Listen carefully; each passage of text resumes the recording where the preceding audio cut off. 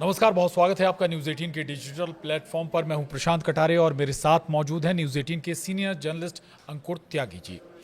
और आज हम बेहद महत्वपूर्ण मसले पर बात करने जा रहे हैं। दरअसल ईरान पर इजराइल ने अटैक कर दिया है और इसमें पूरा सपोर्ट अमेरिका का है। बल्कि ये कहें कि अमेरिका पूरी तरह से इस युद्ध में शामिल है तो गलत नहीं होगा। लेकिन इस बढ़ते गतिरोध के बीच बहुत सारी बातें निकलकर सामने आ रही। सवाल ये है कि एक तरफ जब वार्ता चल रही थी तो फिर इस अटैक की जरूरत क्या पड़ी? आखिर क्या दो तरफा दबाव अमेरिका इजराइल बना रहे हैं ईरान पर? अब ईरान ने कैसे रिएक्ट किया है ये भी बहुत महत्वपूर्ण है, समझना होगा। चूंकि ईरान केवल अकेला नहीं बल्कि उसके साथ कई और देश ऐसी स्थिति में आ खड़े होंगे। और क्या कहीं ऐसा तो नहीं कि ये वर्ल्ड वॉर की तरफ आगे ये पूरी जो स्थिति है बनती हुई नजर आ रही हो? तमाम पहलुओं पर हम समझेंगे। अंकुर जी, लगातार तीनों वार्ताओं पर आपकी नजर रही है और अगर हम कहें इस गतिरोध को आप लगातार शुरुआत से देख भी रहे हैं, ऑब्जर्व भी कर रहे हैं। शुरुआत से लेकर आखिर ऐसा क्या हुआ कि वार्ता तीसरे दौर की वार्ता चल रही थी, फिर अचानक हमें इजराइल अटैक कर देता है ईरान पर? देखिए प्रशांत, जो इसराइल और ईरान का जो कॉन्फ्लिक्ट है, या ईरान इसराइल की बजाय से अमेरिका से जोड़े हैं तो वो ज़्यादा हाँ बेहतर रहेगा। जी। अमेरिका और ईरान का जो कॉन्फ्लिक्ट है वो काफ़ी मतलब अरसे से है। हाँ। अब हाल फिलहाल में लोगों को जब हम अटैक होता है तो हमें लगता है कि शायद ये अचानक हुआ है। नहीं, देखिए पिछले 10-15 दिनों से खास तौर पर इतनी बड़ी तेज़ी से तैयारी अमेरिका कर रहा था। उसके जितने भी स्टील्थ फाइटर जेट थे, हाँ। जिसमें रैप्टर भी है, जिसमें उनके F-35 हैं, तमाम जितने उनके बॉम्बर्स और फाइटर प्लेन्स थे वो सारे मिडिल ईस्ट में तैनात कर दिए गए थे। और ये इमिनेंट था, यानी कि ये उम्मीद या आशंका थी कि अमेरिका या इसराइल के दोनों मिलकर ईरान पर कभी भी हमला कर सकते हैं। तो उन्होंने ऐसा किया। अब ईरान के जो सुप्रीम लीडर हैं आयतुल्ला खामनेई, उनका जो निवास है, जो जहाँ वो रहते हैं ऑफिशियली, वहाँ उसे पूरी तरह तबाह करने की कोशिश की गई। उस पर बम डाले गए और बाकी जगहों पर भी जहाँ पे वो मिलिट्री इंस्टॉलेशंस थे, आर्मी के हेडक्वार्टर्स थे, तमाम जगह पर बम डाले गए हैं। लेकिन अब प्रॉब्लम क्या है? प्रॉब्लम है ईरान का रिटेलिएशन। यानी कि ईरान ने जब जवाबी कार्रवाई की तो वो केवल इजराइल तक महदूद नहीं थी या अमेरिकी जंगी बेड़े जो वहाँ पर थे स्टेट ऑफ हॉर्मुज में, वहाँ तक महदूद नहीं थे। ईरान ने इस बार पिछली बार की सबक लेते हुए जो तमाम ममालिक हैं मिडिल ईस्ट के, जिसमें Qatar, Bahrain, UAE, Dubai, Abu Dhabi, तमाम शहरों को निशाना बनाया। क्योंकि ईरान ने पिछली बार भी ये बात कही थी मिडिल ईस्ट के कंट्रीज़ को या अपने अरब कंट्रीज़ को कि अमेरिका के साथ अगर जंग होती है तो आप अपने जो हवाई अड्डे हैं या सैन्य बेस हैं या जो मिलिट्री बेस है वो अमेरिका को ना दें या इजराइल को ना दें। लेकिन ऐसा होता आया है कि जितने भी अरब कंट्रीज़ में अमेरिका के बेस हैं, उनका इस्तेमाल अमेरिका बेधड़क करता है, चाहे वो ईरान के खिलाफ क्यों ना हो। तो इस वक्त जो एक तरह से प्रतिवाद आया है, प्रतिहार आया है ईरान की तरफ से, वो तगड़ा है। बिल्कुल, वाकई वो बहुत तगड़ा है। और एक साथ 8 जगह पर अगर हम कहें ईरान ने अटैक किया है, अमेरिकी बेस को नुकसान पहुंचाया है। अमेरिकी जो अगर कहें हम सैन्य बेस जहां बनाए हुए हैं जो अलग अलग देशों में, उनको सीधे तौर पर टारगेट कर एक मैसेज दे दिया गया है। इजराइल को भी टारगेट किया है। लेकिन यहाँ पर थोड़ा सा और आपसे समझना चाहूँगा, ईरान के ऊपर अगर अटैक हुआ है तो कौन कौन सी कंट्री साथ में खड़ी होंगी? क्या रशिया बैकअप दे सकता है? क्या चीन बैकअप दे सकता है? क्या चूंकि गतिरोध तो अमेरिका का रशिया से भी चल रहा है, चीन से भी चल रहा है। देखिए इसमें प्रशांत, इसका सीधा जवाब है कि हाँ। रशिया और चीन सीधे इस युद्ध में नहीं आएंगे, ना वो आने की हिमाकत करेंगे। और चीन का एक पुराना इतिहास भी रहा है कि चीन कभी भी पर्दे के सामने से किसी भी मुल्क को सपोर्ट नहीं करता। जो भी कुछ सपोर्ट होगा वो पर्दे के पीछे होगा। अब मैं आपको बता देता हूँ कि जब पिछले साल जो हमला हुआ था ईरान के ऊपर, उस वक्त हमले के बाद बहुत सारी चीज़ें ईरान ने की। ईरान ने क्या किया? ईरान ने अपना एयर डिफेंस सिस्टम मजबूत किया। जो टेक्नोलॉजी थी वो सब चीन से, रूस से मिली। ईरान ने S-400 लिया जो रूस से, वो भी इंस्टॉल किया।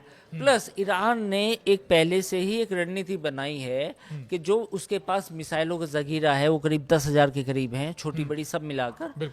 नॉर्मल मिसाइल, हाइपरसोनिक, सुपरसोनिक, आप उन्हें कुछ भी कहिए, तो दे आर अराउंड 10,000। उनका इस्तेमाल किसी भी जंग की सूरत में कैसे करना है, वो उसने स्ट्रेटजी बनाई।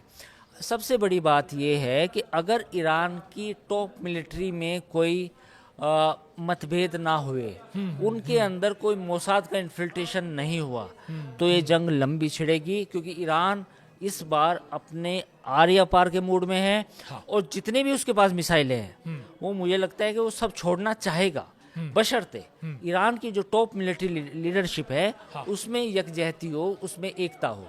जी, ये बड़ी बात आपने कही कि एकता हो। और दूसरा, लेकिन अभी एक खबर आई थी कि जो टॉप कमांडर है अमेरिकी, माफ कीजिएगा, ईरान की जो मिलिट्री का, वो मारा गया था, तो एक मॉरल भी डाउन ऐसे स्थिति में नहीं, होता है। देखिए, जी। जब जंग होती है, जंग की सूरत में तो तमाम तरह की चीज़ें होती हैं, क्योंकि जितने भी लोग होते हैं, चाहे वो टॉप मिलिट्री कमांडर हों या नॉर्मल कोई सोल्जर्स हों, तो वो तो कभी भी कोई भी शहीद हो सकता है, वो एक अलग बात है। लेकिन फिलहाल जिस तरह का नज़ारा हमें देखने को मिला है कि पहला अटैक इजराइल की तरफ से हुआ, अमेरिकन बेसिस से हुआ, लेकिन उसके बाद तो ईरान ने रेटेलिएट किया है और इजराइल के कुछ शहरों में और दुबई, आबू धाबी में और दोहा में जितने भी मिसाइलें दागी हैं, तो इस बार ईरान ने ये अपनी जो क्लियर है पोजीशन, वो क्लियर कर दी कि भाई जितने भी अरब ममालिक हैं जो अमेरिका का साथ देते आए हैं, या एक तरह से इजराइल का भी एक तरह से इनडायरेक्टली, मतलब साथ, उस तरह से साथ तो नहीं कहेंगे, मतलब उसको मदद पहुंच जाती है उनके जरिए, तो इस बार ईरान आर पार के मूड में है और तमाम जो उसके पास मिसाइलों का जखीरा है वो इस बार कम से कम छोड़ने वाला है।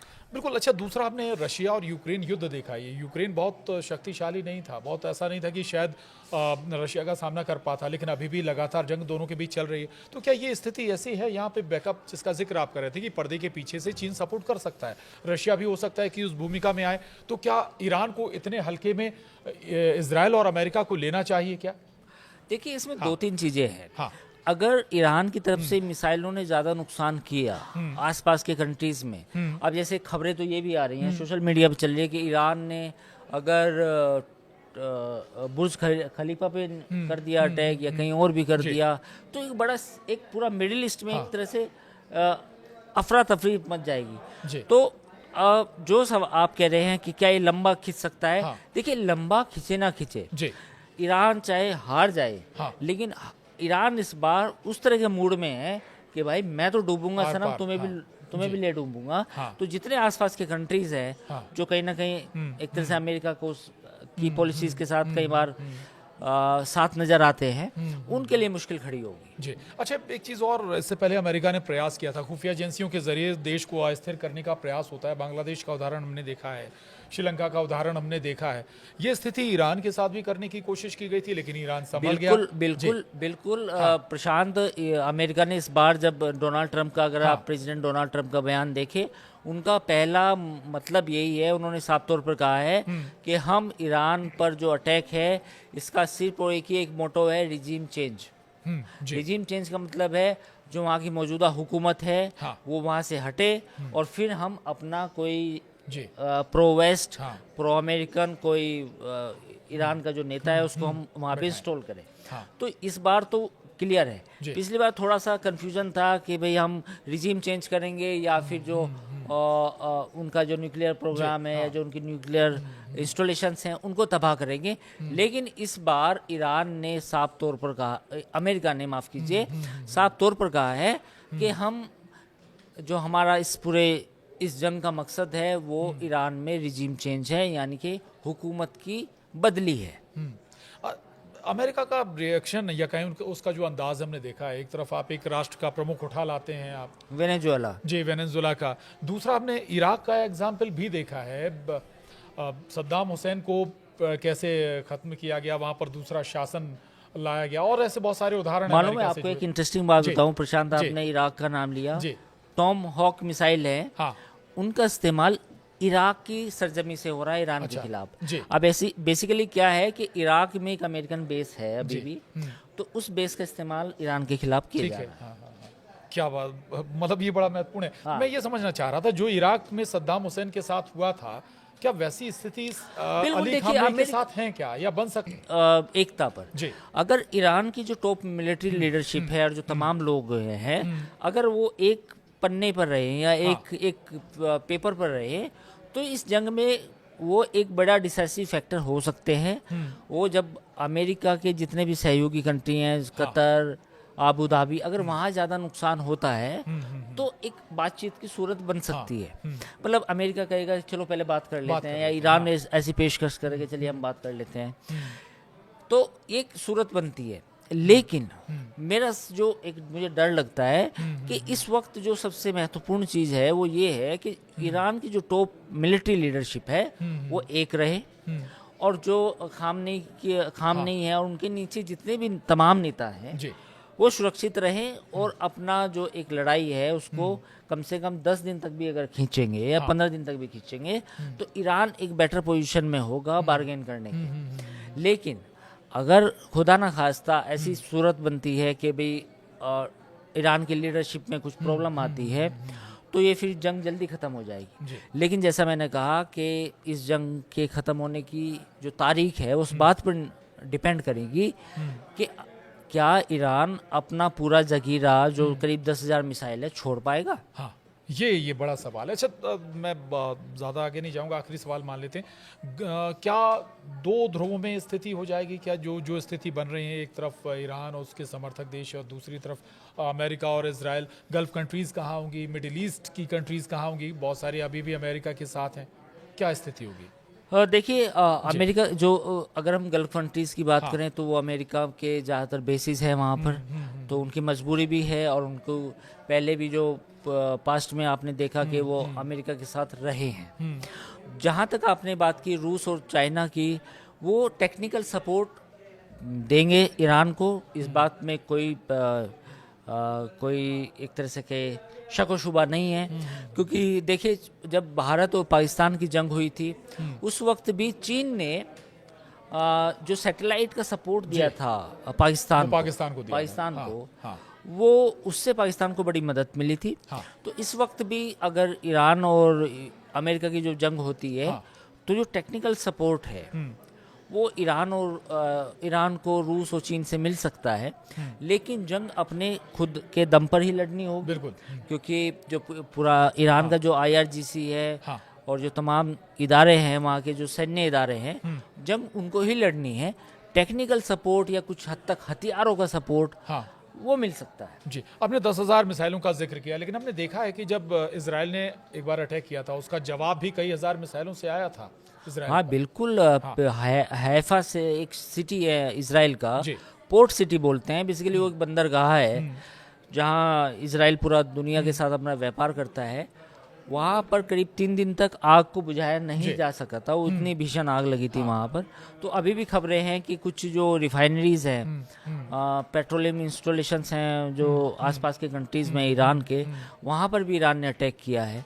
तो ये स्थिति तो मतलब गंभीर होती जा रही है। बिल्कुल, वाकई स्थिति गंभीर हो रही है और लगातार नज़र हमारी बनी रहेगी आखिर क्या इस युद्ध में आगे होगा, या फिर क्या कुछ वाकई वार्ता का कोई रास्ता निकलता है, या फिर वाकई आर पार वाली स्थिति है, चूँकि ईरान भी अब उसी मूड में नज़र आ रहा है। तो आज की हमारी इस चर्चा में इतना ही। शुक्रिया आपका। धन्यवाद। नमस्कार।